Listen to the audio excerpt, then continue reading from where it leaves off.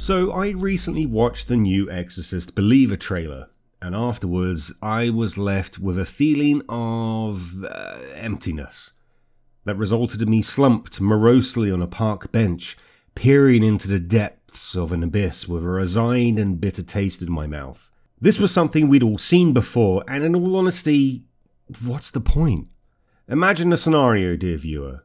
Around the start of the millennium, in a bid to outwit Y2K, you hide yourself in an underground bunker with enough food and water to survive until the year 2023. And then you finally emerge from that underground footlocker, the faint whiff of ammonia notwithstanding, and you want to check what's happened in the last 23 years. You scan the cinema releases for clues, and look, here's Michael Keaton. He's still playing Batman, that's pretty fucking cool. And look over here, Harrison Ford is still cracking the whip, and Jamie Lee Curtis is still running away from Michael Myers. But wait, something's not quite right. The old iconic characters you grew up with are now shadows of their former selves, serving either to bolster other, less well-known characters in a legacy sequel, or they've been turned into a cantankerous and downtrodden version of themselves, veering drastically away from what their character originally inspired in its audience years ago. Everywhere you look nowadays, it seems that veteran actors are being dragged out of the retirement homes and back to roles they thought they moved on from years, or even in the new Exorcist film, decades ago. It's weirdly the opposite of cancel culture. But instead of moving forwards, mainstream entertainment seems to be going backwards, back over old ground, back to old characters, and back perhaps to a safe comfort zone tinged with nostalgia, with the hope of bait-hooking audiences with characters they remember from childhood.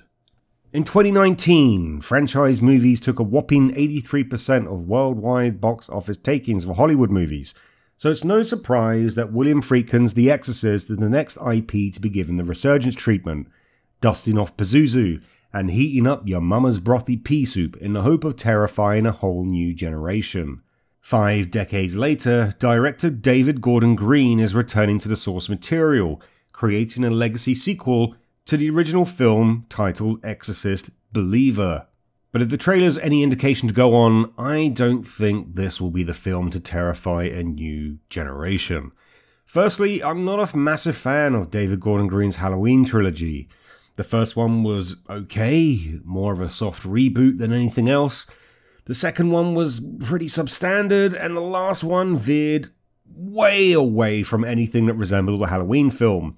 Instead, it felt like a 90s inferior sequel, like something that would sit on the franchise timeline as the 6th or 7th installment back in the 90s, when all ideas had gone out the window and you'd see your protagonist dealing with the boogeyman in space or something as shit as that. I can also imagine a pitch meeting for this one, where Green and McBride were sitting at a boardroom table. Hey, you know what would be better than having one girl possessed with a demon? Why not make it 2? Well, let's just close up shop early today, Danny boy. Fuck me sideways with an onion ring, because that's the best idea I've heard since Jesus invented flip-flops.